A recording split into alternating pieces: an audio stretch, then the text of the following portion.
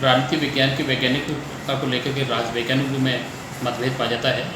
एमॉस, beard, मॉस्का, ब्रोगन, Caitlin आदि राजनीतिशास्त्री राजनीति विज्ञान को विज्ञान मानने के पक्ष में नहीं है, क्योंकि उनका मानना है कि विज्ञान ज्ञान की वह शाखा होती है जो क्रमबद्ध अध्ययन से अर्जित होती है, पर उनसे पुष्ट जो वर्गीकृत ज्ञान होता है वह विज्ञान कहलाता है। विज्ञान में बहुत सारी विशेषताएं होती हैं। कार्यकाल में एक सुनिश्चित संबंध पाया जाता है, सर्वमान्य तथ्य होते हैं, प्रयोग और परीक्षण किए जा सकते हैं, अध्ययन सामग्री का मापन किया जा सकता है, एक सुनिश्चित शब्दावली होती है, परिभाषाएं होती हैं।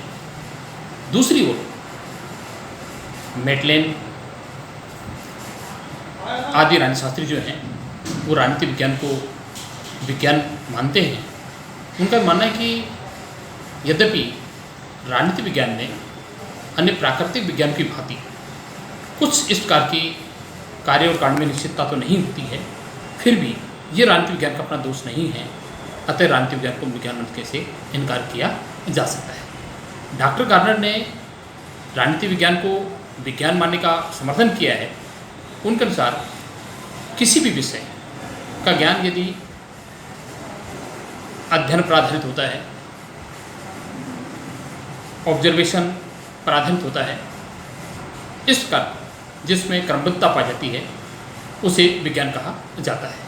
यदि डॉक्टर गार्नर के द्वारा विज्ञान की जो परिभाषा दी गई है उसके आधार पर कहा जा सकता है कि राजनीति विज्ञान को विज्ञान मानने से कैसे इनकार किया जा सकता है।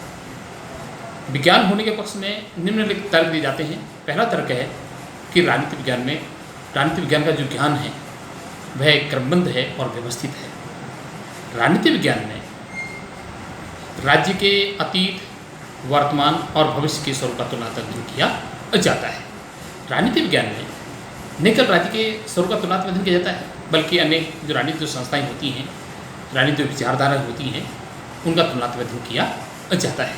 अतः राजनीति विज्ञान का जो ज्ञान जो क्रमबद्धता पाई जाती है, व्यवस्थित होता है, उसके आधार पर यह कहा जा सकता है कि राजनीति विज्ञान को विज्ञान नहीं मानने का कोई कारण नज़र नहीं आता है। दूसरा तर्क यह जाता है कि राजनीति विज्ञान में भी कार्य और कारण में संबंध पाया जाता है। यद्यपि राजनीति विज्ञान में भौतिक विज्ञान की भांति कार्य और कारण में कोई सुनिश्चित संबंध नहीं होता है, फिर भी कुछ सीमा तक इसमें संबंध पाया जाता है।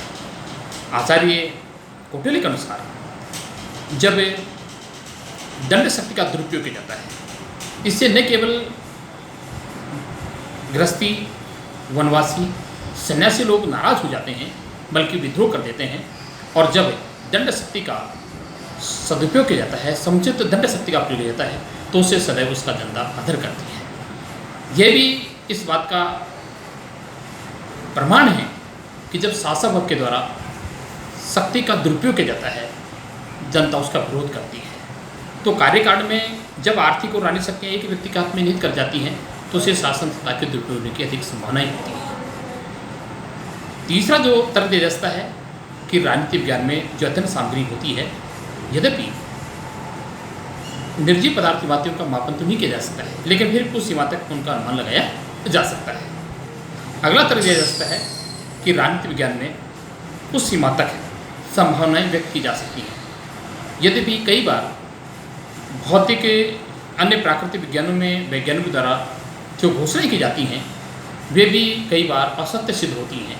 कई बार मौसम विज्ञान विभाग के द्वारा हाई अलर्ट जारी किया जाता है कि अमुक क्षेत्र में भारी बरसात होने की संभावना है।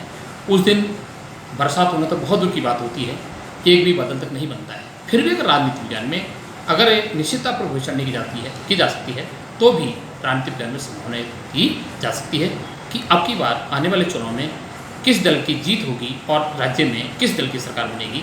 तो ये कहा जा सकता है कि राजनीति विज्ञान में कुछ सीमा तक वैज्ञानिकता के लक्षण पाए जाते हैं। अतः राजनीति विज्ञान को विज्ञान मानने से कैसे इनकार किया जा सकता है।